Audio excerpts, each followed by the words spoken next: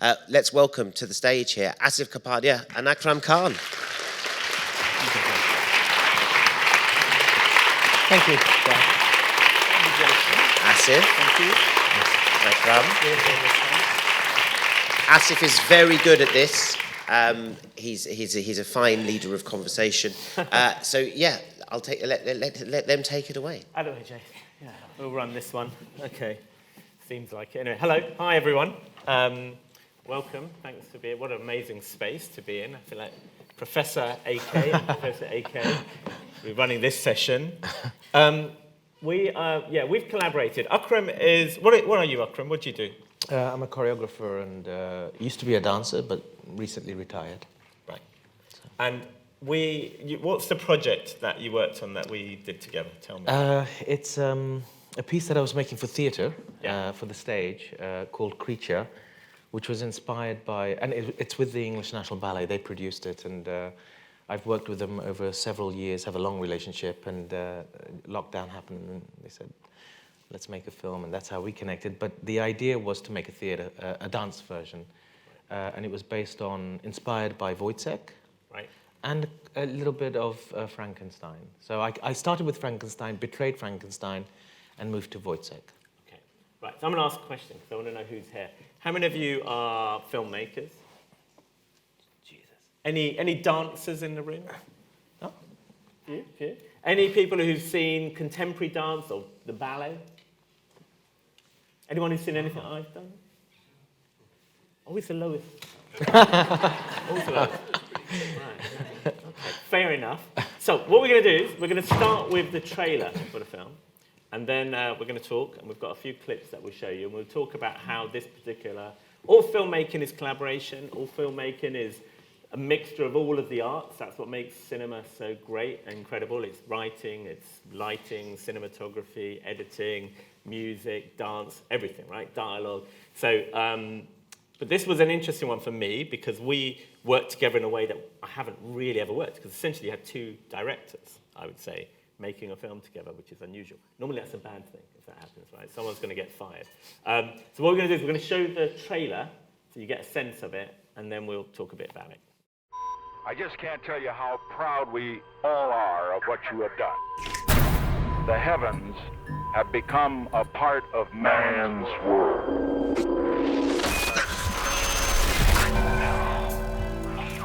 The heavens have become a part of man's world. Man's world.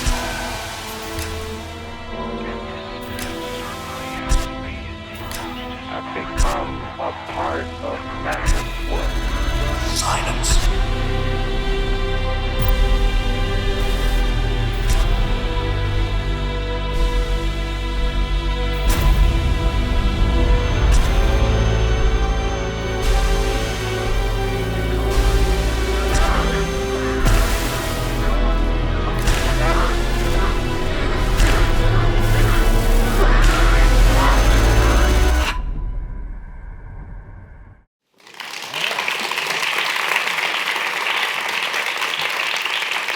Thank you for coming to the talk. That was great.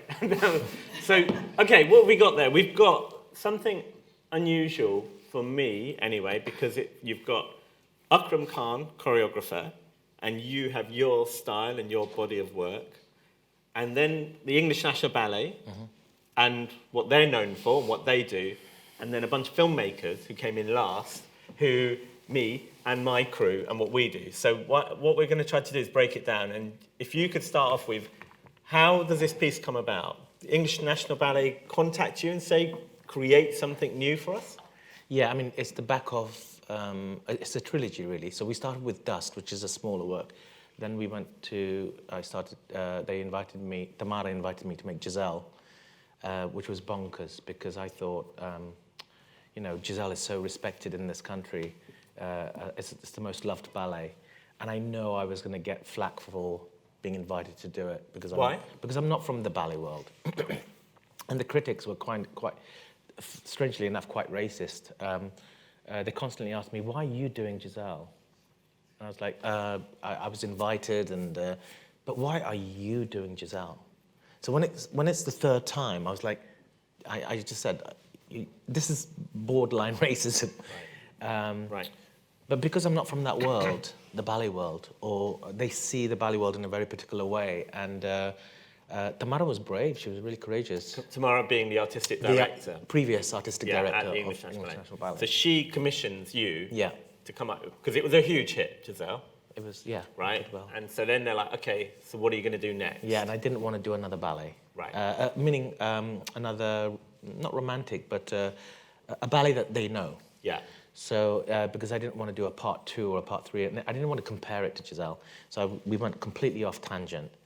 And during that time where we were thinking of what are we going to do, you know, Trump was very much in power, Boris Johnson, et cetera, and Bolsonaro, and I thought I've got to reflect something of what I'm feeling right now. You know, Giselle was inspired by the migrants.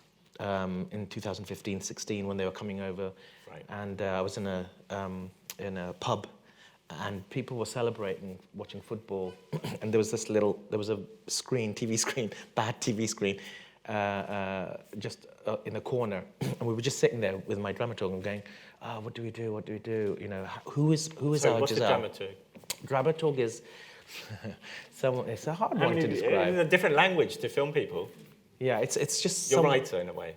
Sorry? Not writer, just someone who is the devil's advocate. Someone who asks the questions all the time, makes you doubt in the right way. Right. So tries to make sense of what you're doing, because sometimes when you're so inside it, theatre directors in Europe use them. It's a very European thing rather than... So yeah, I've been working with Ruth for ages, Ruth Little. Back to Creature. Sorry? How does Creature come about? Yeah. So, okay, coming back to Creature. So I was kind of wondering, what do I want to do? And I felt powerless. And I felt a sense of this dictatorship coming in being. And then Ruth mentioned Wojciech, because I've always wanted to tackle Wojciech. Does anyone know Wojciech? Hands up. By George Buchner. Right. Yeah. I knew it because I'd seen the Herzog film. Yeah. When I was a student. Yeah. With Klaus Kinski. Yeah. So, okay. Yeah. So that was the beginning of an idea. What I want to know is how do you go from this conversation about Wojciech to how do you then turn up to a space Yeah. and start interpreting that with a dancer Yeah. and music, and where does the music and all of that come in? It all starts together. It's a bit like hunter-gatherers, that first year. It's about collecting. First year. So a year of it, you're working it out. No, even without going into a studio. So we're literally collecting images, poems, songs, melody, anything that could be connected to the idea of, that could be connected to Wojciech, basically. Right. And it's not just me, it's all the collaborators, the lighting designer, the composer. So we all start together. And Is this at Sadler's Wells? Where? no, it could be anywhere. Right. We just meet up. Okay. But we don't meet up in a studio. Right. Okay. And then usually the second year, or the first part of the second year, we go into a studio, and there's a period which I call the play of the absurd. So we put everything up that we've been collecting like hunter-gatherers, and we just create absurd things. Nothing is impossible. Nothing should be judged. We just play, like children. But actually performing, movement? Yeah, improvising. Yeah, you start improvising. So we see an image and we go, okay, how would we create a scene out of this? Nobody knows who's going to be the main character, nothing. It's just literally playing. And then the second half of that second year is the moment you go, okay, let's come and make this work. How do we make sense of this? And we start scene by scene, really. Is there music? Sometimes. Right. Sometimes Vince is all the collaborators are very... Vince is the composer. Okay. Of the music, of the show, but also of the film. And a regular collaborator? Yeah, he's worked with me several times. Okay. What I'm going to do is I'm going to show a clip from the film. So you hear some of Vincent's music. So here we are. We start with this kind of, you're just playing. And then somehow the playing, after how long? How long does it take to get to the show? From beginning to end? Yeah. About 2 to 3 years. So 2 to 3 years, somehow, from this chat. Okay, we're going to show clip number 1, please.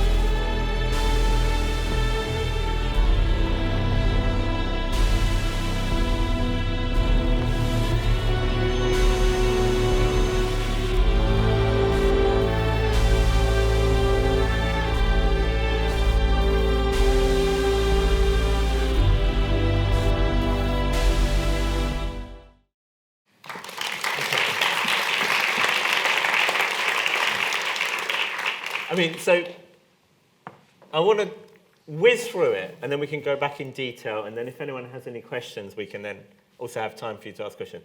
So this is the thing is, because we're talking about power of film, right? So I'm going to skip forward a bit and go from, so you've worked on it for 2 to 3 years.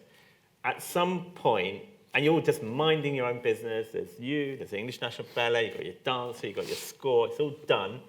Nearly. How does this end up becoming a film? Why does it end up becoming a film? So a lot of the work, we had no idea, the theme, the context, was about feeling trapped and in isolation, psychologically, physically, emotionally. And so that's kind of the theme, right? And I think March the 23rd, 2020, we're about to premiere April, but March the 23rd, things started shutting down. In the whole country, I think 25th or 26th, everything went into shutdown, lockdown. And we thought, fuck, it's just before the premiere, we're leading up to it. Things still haven't been answered because we need to get on stage for that. And everything got shut down. We were completely in disillusion and dismay and stuff. And then came the idea of, well, what do we do during this time? Do we just stay shut? And Ian B proposed, well, you've always wanted to do a film with us. They're interested in film. Why don't we make a film together? Right. And so that's when we started looking for directors. And of course... There was an audition process. I didn't No, there wasn't an audition process. They told me that. Right. And then, of course, your name was there. And we end up on a Zoom call. Yeah, During that's right. lockdown. Yeah. So this is what's mad, right? Because I'm talking to Akram about this show of a film that's already out at the cinema now, but we never spoke about the making of it or the themes or what it was about before we made it. Yeah. This whole project has been upside down and backwards, where now we're being asked to talk about it, and I'm going, oh, really? I didn't know any of this because it was such a peculiar time. I'm minding my own business, and I get a message saying, Akram Khan, do you know him? I know of you. We met 20-something years ago at the BFI South Bank at the National Film Theatre when my first film, The Warrior, was coming out. Yeah. And we were on a panel together. Yeah. And then we were starting out at the same time. And then I know that we've kind of tried to meet over the years, but we never really sat down. No. And me being like in my own universe, hadn't seen your shows. Yeah. So I have never been to the ballet. And then I get this message about, would you be interested in collaborating and making a film of this show that hasn't been performed and may not be performed. Yeah.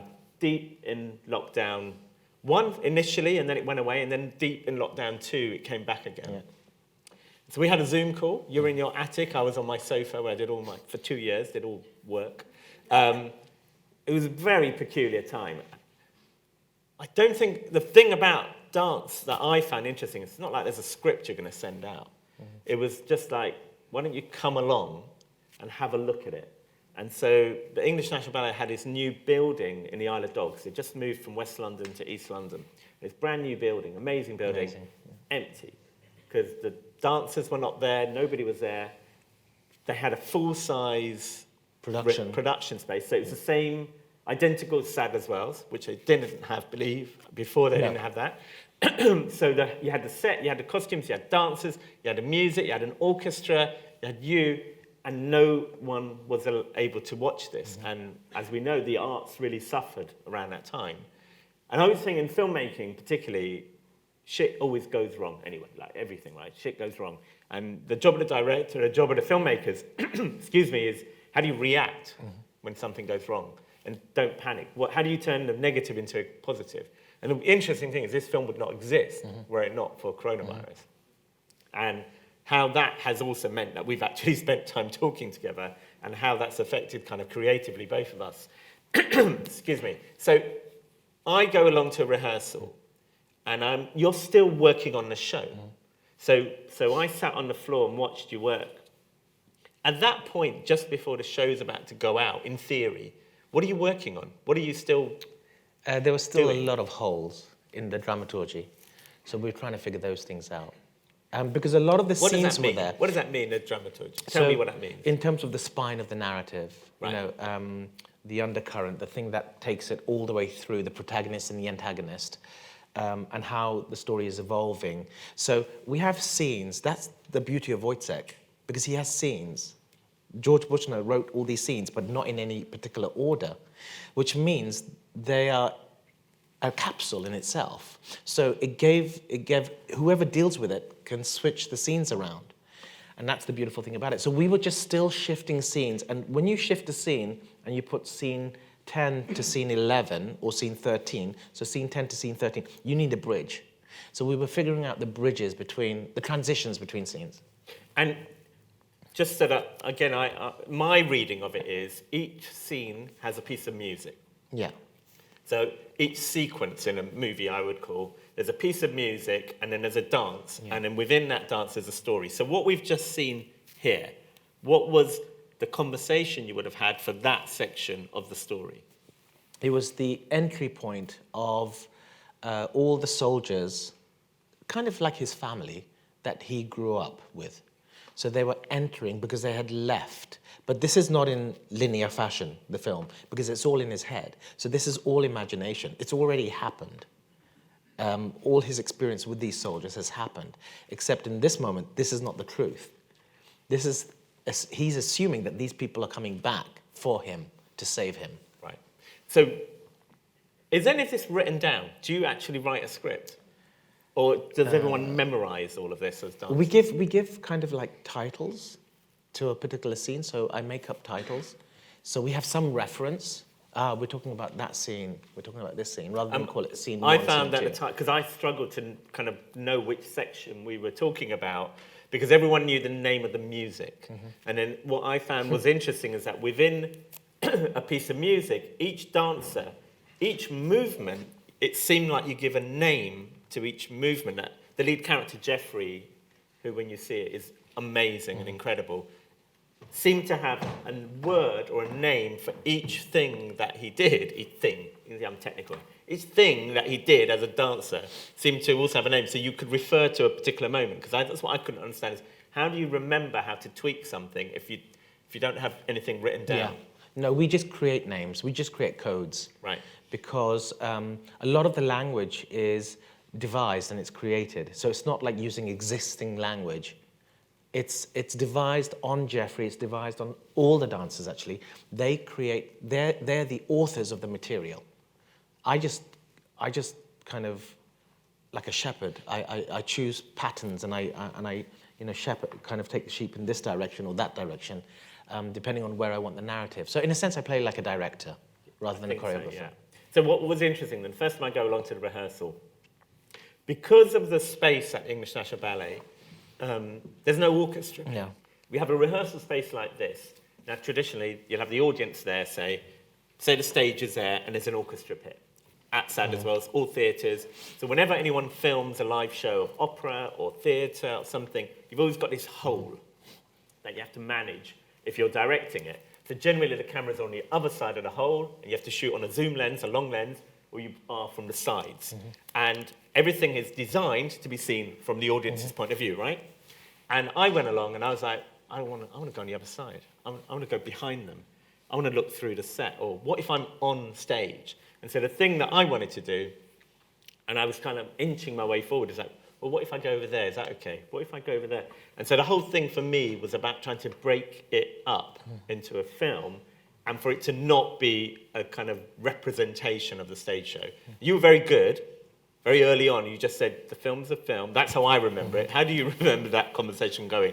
How did you feel, having spent 2 years working on something that the audience may never see, to then hand it over to me, who you hardly know, and say, do what you want with it? I think it was really important. If I invite a director, then it's really important to trust that the director, to give the freedom to the director, because otherwise then I should direct it. So what's the point? Yeah. And I'm not a film director, and I love your work. So I felt the first thing I needed to say was, please just take the freedom. What I don't want this to be is a capture, which most dance films generally tend to be. it tends to be a capture of a live version. And I felt it was really, both of us felt it was really important that it exists on its own terms. I also sat on the floor and watched you work, and I saw you doing so much detailed work on Jeffrey and Arena's the second lead principal dancer, on their hands or on their facial expressions. And it was all like, for me, I'm like, this is all close-up work. And I've got kind of bad eyesight, right? So if I'm at the back of the stage, I'm a fidgeter as well. So if I'm in the theatre, I'm at some sort of live event, I find myself kind of going, right, which one's the important one?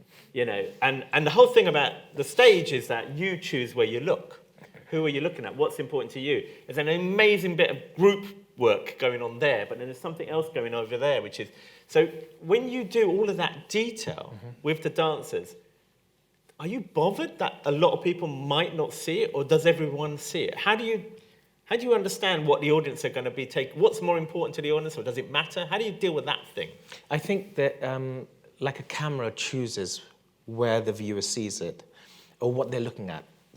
I think we have some control with lights, but most often I prefer that it should be live on stage, which means the audience has the opportunity to either see us, the screen, or the audience. So, because we're all in the same space. There are certain gestures that somebody could do which is bigger, and then the other goes quiet. So then the audience, we can guide the audience subtly. But in the end, there are multiple things happening at the same time. And it doesn't bother me, no. And it does bother a lot of choreographers. I mean, they're very specific, what they want the audience to see. I'm a little bit more kind of, I look at it like a poem, really, rather than a script. So for me, seeing you do that detailed work was really interesting, because for me, if I make a film of something, I find more and more as I kind of get more, understand what it is my job is, a lot of it is my first impression of something. If someone tells me a story, my first impression of that story, I'll know pretty much, oh, that's a film, or not for me. You know, that it's really quick, and whatever that first impression is, if I read something or hear something, or in your case, see you working on those close-ups, and then saw you performing it, that's straight away I was like, I think this is a film. I don't know anything, I'm not pretending to know anything about what, at that point, what it was. I didn't even know how it was going to end, because I only saw the first act. I didn't know what it was about, I didn't know the references, we never had a conversation, but my first impression was, this is really cinematic, this is really intense, it's quite scary at times, it's quite shocking, and not my kind of cliched idea of what a ballet is, because as you do in ballet, the dancers were incredible, like amazing, and then also, the reason why I think we could get away with it as a film was, you did all that close-up work, but also the lead dancers were amazing, like from here up, not just from here down, because Daniel Landon, my DOP, the cameraman, and that was our first conversation, is that how does this work if we try and do a close-up? Can they carry it off? And because of your directing and because of your work, we were like really looking at it going, yeah, actually, they're amazing. The performances are great, and they're like the greatest dancers in the world. And there's this narrative and style and atmosphere and a look and sound, all of the things that you need to make a movie. And then it was just a question of, oh, there's a really important detail that I haven't mentioned yet. Okay, typical, you spent 2 or 3 years working on it. On average, a film, I would say, it's about 3 years for me. Everything I've done, 3 years. Some take longer. Senna was probably 5 years. But 3 to 5 years is typical from beginning, writing a script, raising the money, casting it, shooting it, editing it, for fiction and for docs for me. In this case, I went along to the rehearsal, and the whole point was, I had 10 days. We had 10 days. You've got the dancers and the set and the location. You've got 10 days. What do you want to do with it? And I think my memory of it, the initial conversation was, it could be a short. Do you want 10 days where you take the dancers outside? Now, go remember, when I was going to the English National Ballet building, we were in full hardcore lockdown. I was the only person on the tube. There was nobody on the street. It was that really, really very dystopian period of time. To then open the door and see people moving and dancing and touching each other. Whoa, this is like kind of blew my mind. And then to sit there and just go, oh shit, this stuff happens in the world, right? So that first impression was really important. Then to see the detail that you did, and I thought this could be told through close-ups.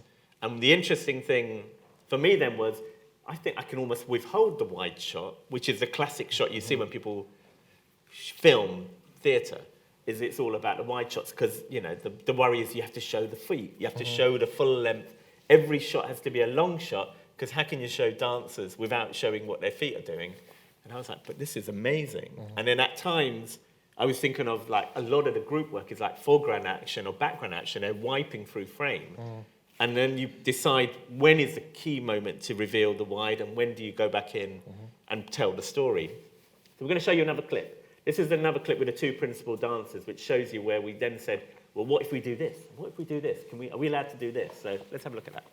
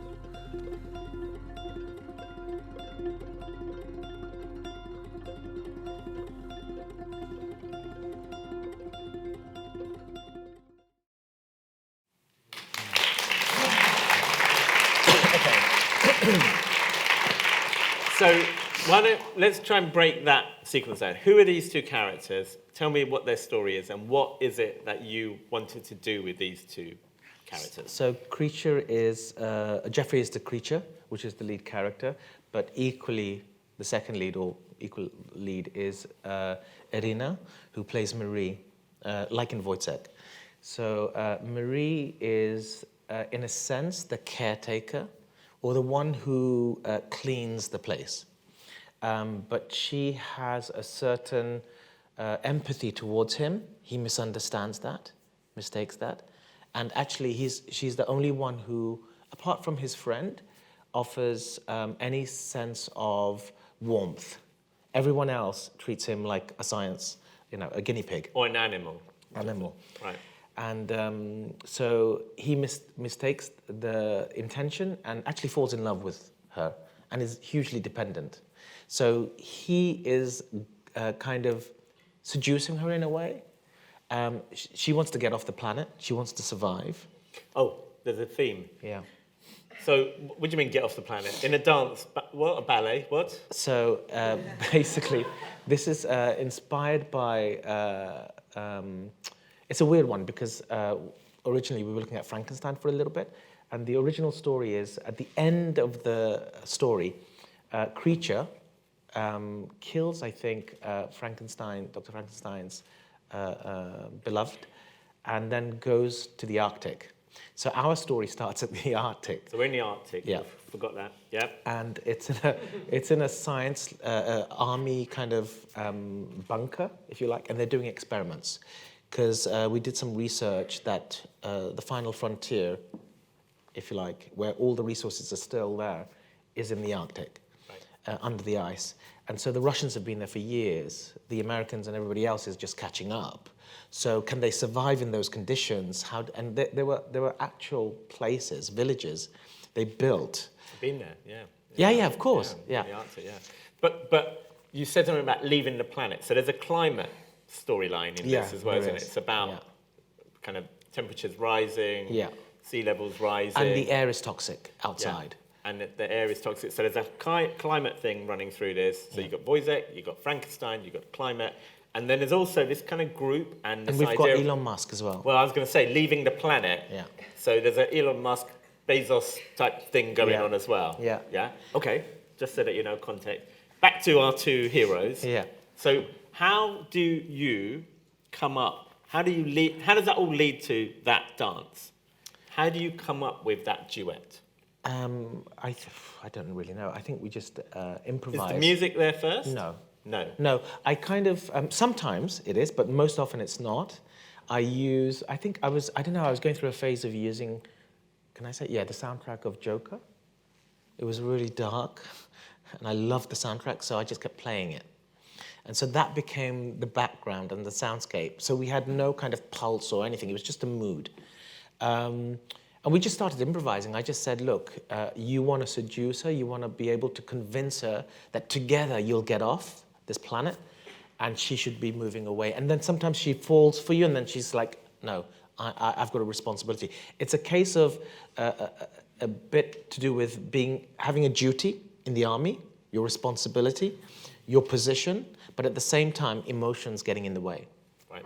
They're both right at the bottom of the social structure. That's Completely. one of the things, isn't it? And then these people come along, and there's a lot of layers of hierarchy within like in this. the army.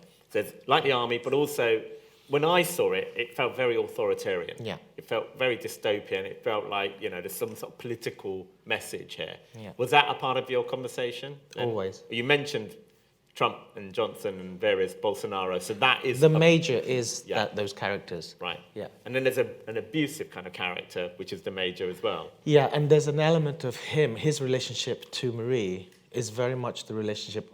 I put my family on stage, always. My aunties, my uncles.